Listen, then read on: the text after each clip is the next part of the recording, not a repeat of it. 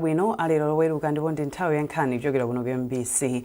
Muli ndine mese zamawa ndi mzangayo Line Mponda. Poyamba nayi mitu ya nkhanizi.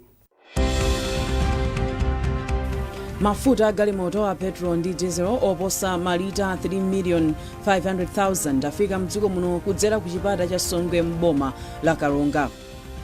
Bungwe lobwereketsa ndalama la NIF lalonjeza kuonetsetsa kuti likwaniritse masomphenya ake ofuna kutukula achinyamata omwe afuna kuchita ulimi ngati bizinesi.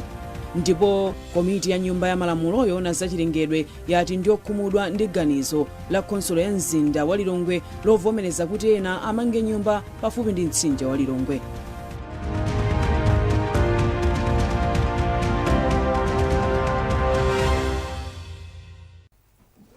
Tsopano nkhanizi mwa tsatanitsatani. Mafuta a galimoto a petrol ndi diesel oposa malita 3,500,000 afika mdziko muno. Mafuta awa ndi gawo loyamba lobweretsa mafuta okwana malita 51 million omwe boma linagula mdziko la United Arab Emirates. Galimoto zikuluzikulu zonyamula mafuta awa zikufika mdziko muno kuchokera ku doko la Tanga mdziko la Tanzania kudzera ku chipata cha Songwe m'boma la Karonga. Poyankhula ku Songwe komwe nduna yoona za mphamvu za magetsi a Ibrahim Matola inakaona kufika kwa mafuta awa, inati izi ndi zotsatira za ulendo omwe mtsogoleri wa dziko lino Dr. Lazarus Chakwera anali nawo ku United Arab Emirates posachedwapa. Chisomo Manda ali ku Songwe m'boma la Karonga ndipo akufotokoza zambiri. Nkhani imene amalawi ambiri akhala akuyembekezera. Mafuta okwana 51 million liters ayamba kulowa mdziko muno. Nduna yoona za magetsi a Ibrahim Matola pamodzi ndi atolankhani anafika pa chipata cha Songwe kuti akadzionere okha kufika kwa mafutawo. Pamene timafikapo ndikuti mathanka okwana 90 onyamula mafuta iliyonse 35,000 liters akulowa mdziko muno. Kufika kwa ndunayo pa chipata cha Songwe kunalinso kufuna kukazionera okha kuti pasakhale zotsamwitsa pamene mafuta ochuluka akhala akulowa mdziko muno. Ndipo ndunayi inapempha kuti pamene mathankala ena afika kale mdziko muno omwe ali ndi galimoto za mtunduwu afike kuboma kuti athandizire ntchito yonyamula mafutawo mdziko la Tanzania. Pafundoyi iwo adati pakufunika galimoto zonyamula mafuta zoposa 1,500. Pakali pano mu tsiku la lero mathankala onyamula mafuta okwana 101 ndomwe akuyembekezeka kulowa mdziko muno. Chisomo Manda, MBC News, Songwe, Karonga. Kazembe wa dziko la Morocco kuno ku Malawi Abdelkader Naji wayamikira bungwe la Club Africa pothandizira kuwapatsa achinyamata aluso komanso kuwaphunzitsa utsogoleri kuti athe kutukula madera awo. Iwo amayankhula izi mu mzinda wa Lilongwe pomwe dziko la Morocco limakumbukira tsiku lomwe dzikolo linapereka ndondomeko za mmene likhalire lodzilamulira kuchokera ku dziko la France. Tindi zambiri mulipotiri. Bungwe la Club Africa lomwe lidayambitsa ndi boma la Morocco cholinga chake ndi kuthandiza achinyamata ndi maluso komanso utsogoleri. Bungweli lakhala likuthandiza madera osiyanasiyana popereka chitukuko. Mawu ake, kazembe wa dziko la Morocco kuno ku Malawi Abdelkader Naji ati achinyamata ali ndi kuthekera kotukula dziko lino kudzera mu ntchito ngati za Club Africa zomwe zathandizira kubweretsa chitukuko zosiyanasiyana monga mijigo, zipatala mwa zina. Ben Wandawanda omwe ali mlangizi wa president mdziko lino ati ubale wa Malawi ndi Morocco kuoneka poyera pomwe bungwe la Club Africa likuchita ntchito zake kuno ku Malawi zomwe ati zathandizira kubweretsa zitukuko m'madera ovutika kufikira komanso kuwapatsa anthu zomwe iwo eni akuzifuna. Iwo ati izi zikulimbikitsa anthu kutengapo mbali komanso kukhala ndi umwini pa ntchitozo. Bungwe ngati la Club Africa ndiko kuti kumathandiza kupanga ntchito za chitukuko m'midzi ndi madera okuti mwina ndakutali kuchokera mtawuni. Komano momwe amagwirira ntchitoyi ndimo kuti amagwira ntchito ndi atsogoleri a m'midzimo poona chofunika, for example mwina mjigo onongeka. amagwira limodzi ndi anthu menemo kupeza chithandizo mwina kwa anthu ena okomera mtima kuti mwina akuthekera angothandiza mwina ndalama zogula mwina ma spare parts mwina akonza mjigoja mwina amathanso kukonza maklasi mwina mawindo asweka olo mwina denga likuchucha kukonza zimenezo muzipatala mwina kukonza pansi mawindo za chonjochonjozo so kufunikira kwake ndipo kuti ndi lokuthandiza kukonza zinthu zomwe anthu m'madera m'midzi amatenga mbali pokonza zinthuzo chifukwa zoti akudziwa kuti zinthuzo ndizothandiza iwo omwe. chiyambireni ntchito za bungwe la Core Africa lathandiza madera osiyanasiyana m'mayiko a mu Africa ndi ntchito monga kumanga mijigo, zipatala, sukulu komanso milatho. Sheila Kasambiza, MBC Lilongwe.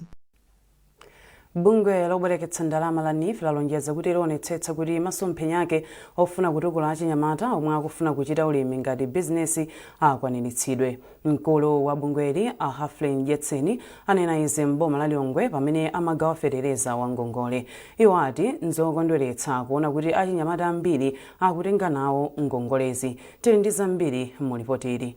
Pogawa feterezayo ku Lilongwe, Jetseni anatsindika kuti bungwe la NIF lili ndi ndondomeko ndiponso likukonza ndondomeko zina zomwe zili zokomera achinyamata omwe akufuna kuchita ulimi. Iwo ati izi ndi ndondomeko ngati zobwereketsa ndalama ndiponso maphunziro azachuma zomwe zithandizire achinyamata kuti achite bwino moyo mwawo. Mfundo za NIF zoyendetsera NIF zimanena kuti opindula kungongoleza NIF 75% azikhala azimayi ndi achinyamata ndiye kuti 25% ndi azibambo. Ndiye moti awa ni masomphenya athu amene tili nawo. Ndichokondweretsa kwambiri chonena kuti president akhala kunena kuti mavuto azachuma dziko lino akufunika kuti amalawi eni ake ndi amene atenge gawo lalikulu powathetsa. Ndiye mukhoza kuona kuti azimayi ndi achinyamata ndiye gawo lalikulu la dziko lino. Motero kuti ababa tikanyamata ndi azimayi akamabwera mwaunyichi chonchi kudzatenga fetereza ku NIF. Ifeyo tuona kuti masomphenya a NIF komanso masomphenya aboma akukwaniritsidwa. Chifukwa simungakambe zothetsa umphawi mdziko muno osayikapo anyamata ndi azimayi chifukwa amenewo ndi amene amamva kwambiri ululu wa umphawi. Mmodzi mwa achinyamata omwe alandira nawo fetereza wa ngongoleyu adiniwe Grace Gopani omwe ali ndi munda wa maekala 25 mudzi mwa Mwatibu ku Lilongwe ati ngongole ya feterezayi iwatukula kufikira pomwe iwo ngati wachinyamata akufuna. Achinyamata ambiri tikachoka ku sukulu tenza mangokhala kupinda manja ayi kudikira ntchito ndakhalamo mu ntchito koma sikuti munthu ungakwaniritse zofuna zako zonse ndi ntchito yokha komano ukapita ku ulimi masiku ano ndi business ngati boma lathu limatilimbikitsira ku Vision 2063 ija kunena kuti tikhalebe otenga ulimi ngati business. Ndiye apapa ndaona kuti anifi wanditukula ndikafikira chilinganizo chimenecho chotenga ulimi ngati chani ngati business. Moti achinyamata olo ma graduates ambiri samakuzenganira pasi pepa lija ndi pepa la chabe koma kumunda munthu mapeza kuphindu ndithu ntchito imathakuta koma kumunda kuti makhaliro wazibezera maziko a moyo wawo. Abungwe la NIF akuti ali ndi ndondomeko zambiri zomwe cholinga chake ndi kutukula achinyamata pa ulimi ndipo ndondomeko yogawa zipangizo za ulimi za ngongole yomwe ikuchitikayi ikuthandiza masomphenyawa. Yamikani Makanga, MBC Lilongwe. Adindo ndi akatswiri ona zamaphunziro mdziko muno ati ali ndi chikhulupiriro choti lamulo latsopano loona zotukula komanso kayendetsedwe ntchito ka sukulu za ukachenjede lidzathandiza kuti sukuluzo zikhale zodalirika pa dziko lonse. Izi azinena pa msonkhano wovomereza mfundo zomwe aziyika mu biro yatsopanoyi yokunza lamulo loyendetsera sukulu za ukachenjede. Austin Fukula wafika ndi ripoti. Biruyi anayikonza mu chaka cha 2017 ndipo mbali zonse zokhudzidwa zakhala zikupereka maganizo ake. Mwazina biru ya maphunziro ya ukachenjedeyi akuti ithandiza kuti sukulu zaboma komanso zomwe sizaboma zizipereka maphunziro apamwamba. Mwazina akuti ithandizanso kulimbikitsa ulamuliro wabwino kufananisa mulingo wa maphunziro msukuluzo komanso kuthana ndi sukulu za ukachenjede zomwe zimanamizira kuti zikupereka maphunziro a ukachenjede. Katswiri oyankhula pa nkhani za maphunziro yemwenso ndi wapampando wa bungwe la Civil Society Education Coalition Alimbani Sapato wati biroyi ikakhala lamulo ndiye kuti ntchito za maphunziro mdziko muno zikwera. Pali ma university amene ali osavomerezeka amalawi ambiri akhala kupita ku university amene wawa ndikumatenga mwina ma degree omwe ndosavomerezeka. Ndiye lamulo limeneli lithandiza kuti lichose mavuto onse amene analipo kuti sopano ma university omwe akhale mdziko lino akhale ovomerezeka ndipo amalawi ambiri akhale ndi ma qualification oyenerera. Naye wachiwiri kwa chancellor wa sukulu ya ukachenjede ya Mzuzu Profesa Wause Singini wati lamulo loyendetsa sukulu za ukachenjede mdziko muno lomwe akambirana lisintha sukulu za boma komanso zomwe sizaboma kuti zizisula ophunzira omwe akatsiriza maphunziro adzikhala ndi ukadaulo weniweni. Metakhala tikupangira ntchito zathu ngati ma university ya boma iliyonse yakhale kupanga molingana ndi lamulo lake. So ma standards analosiyana. So bill iyi kuti thandize pano kuti bweresa tonse pamodzi kuti tonse tipange ntchito yonse tonse limodzi ndi under one umbrella kuti akanena kuti chiyende chonchi tonse tiyende munjira imeneyo.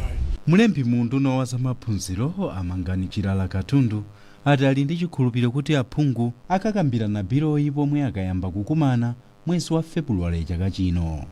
Akatundu ati kusowa kwa lamulo ndi kumene kwabweretsa sukulu za ukachenjede zabodza zomwe zimanamizira kuti zikupereka maphunziro apamwamba. Manena kuti anche tikufunika kuti pano tiapatse mphamvu akhale ndi mano oti akhoza kuluma ndi kupana munthu amene akunamizira zimenezi. Komanso mu bili imeneyi tikunena kuti anthu asamangodzitchula kuti ine ndili ndi degree, ine ndine dokotala pamene sanapitire ku sukulu. Zimene tikunena kuti malamulo apano athandiza kuti pasapezeke munthu wobweretsa chinyengo mu nkhani za maphunziro. Pamene adindo komanso akaswiri ona za maphunziro agwirizana ndi fundo za biloyi, ndiye kuti ipita ku nduna wa za malamulo kuti akayiunike isanapite ku nyumba ya malamulo kuti akakambirane zoti ikhale lamulo. Austin Fukula, MBC, Doha. Ntchito yolimbana ndi maukwatiana madera ena amboma la Machinga kuti ingapite patsogolo mabungwe okhudzidwa ngati angadzipereke pothandiza asungwana osowa thandizo kuti apitirize maphunziro awo. Malinga ndi adindo osiyanasiyana madera mfumu yayikulu Mlomba komanso Mizinga kusowa kwa thandizo loti asungwana omwe anawachotsa m'maukwati apitirize maphunziro awo kukubweretsa mbuyo ntchito yomwe adindowa anayamba yolimbana ndi maukwatiana. Owen Mavula wafika ndi ripoti. Kwa zaka zingapo zapitazo adindo okhala m'madera amafumu akuluakulu Mlomba komanso Mizinga boma la Machinga akhala akugwira ntchito yolimbikitsa kuthetsa maukwatiana pofuna kuti atsikana omwe akupezeka m'maukwatiwa adzipita ku sukulu kukapitiriza maphunziro awo. Kudzera m'magulu osiyanasiyana monga amafumu komanso magulu amayi, adindowa anakhazikitsa malamulo apadera opereka chilango kwa omwe akupezeka akulekerera mchitidwe wa maukwati ana m'madera mwawo.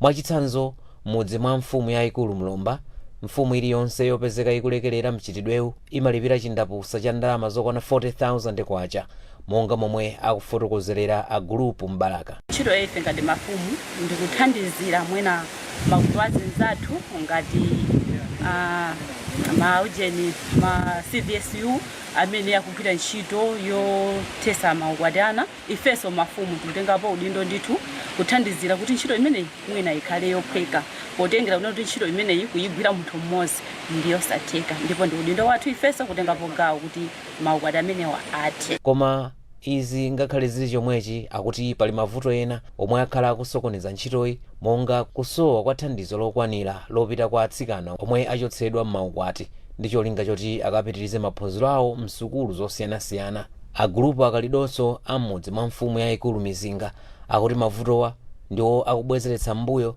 ntchito yothana ndi maukwati ana. Mavuto amene tikukomana nawo ndiwoti ana chete kabwezera ku sukulu akapitako kukupezeka kuti akumabweranso ndi vuto la thandizo. Kwa ena monga school fees sangati kulipira mwa iwo okha malingana ndi mmene makolo awo alili. Ndiye vuto limenelo ndi limene tikukomana nalo kuti ifenso nafa chifola tilipire sukulu tikungokwalisa mwina makope ndi uniform baza zing'ono fees kulepereka tikapitanso kwa dandaula kwa andale mwina angoti tikuthandiza nosathandiza. Ndiye makolo aja amabweranso kwa ife kunena kuti achifolamu munathetsa banja la mwana wanga ndiye wapita ku sukulu lero liwe mwana wanga uja sukulu akumpirikisa chifukwa alibe mcholipira. Malingana ndi mafumuwa, asungwana ochepa ndi omwe amafikiridwa ndi thandizo kudzera ku ndalama zomwe adindo amasonkha zomwe ndi zosakwanira kwenikweni. Mmodzi mwa atetezi a ana mbomali a Vincent Matiki akuti pamene ntchito yoteteza ana ikuyenda bwino ndi kofunika kuti magulu okhudzidwa alowererepo kuthandizira kuti ntchitoyi ikhale yopambana. Mavuto akuluakulu amene tikumakumana nawo kunoko pa nkhani yothetsa maukwati ana, choyambirira mwina ndi kunyozedwa. Pa nthawi yomwe mwina ukuthetsa maukwati ana aja kukumakhala kuti kuli minyozo yosiyanasiyana kuchokera kwa makolo. Komanso nkhani ina yayikulu yomwe ikumakhalapo mwina ndi umphawi.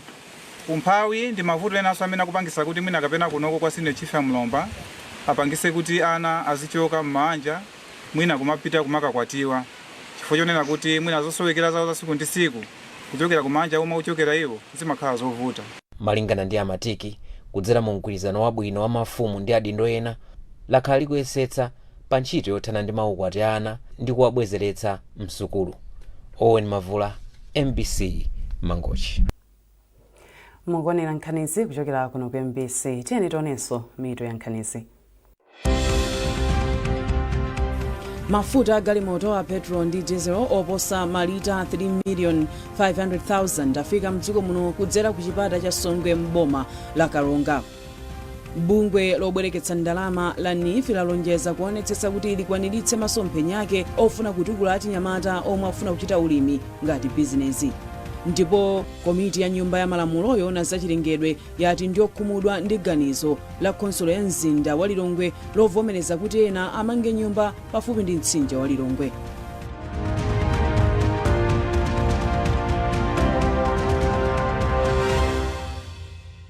Abalaim kumajere kuno ngati simnabwereko muponyana zinthu za nkhaninkhani.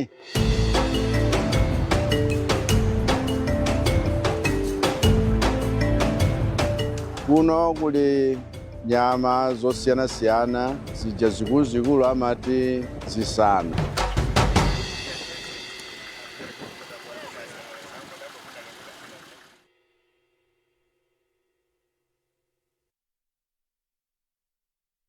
When pain clouds your child's sunny days, Parapain Baby swoops in, specially formulated to chase away pain and bring back the smiles. Uniquely developed so that it doesn't contain a drop of salicylic acid, ensuring the safety of our children.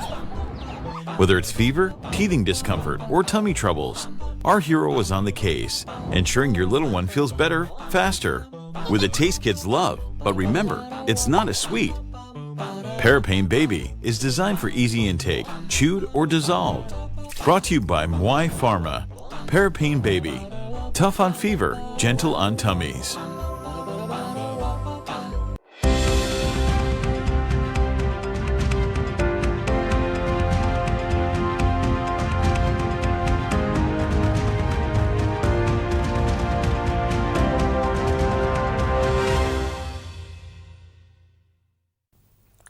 Takulandirani mu gawo lachiwiri la nkhani zathu.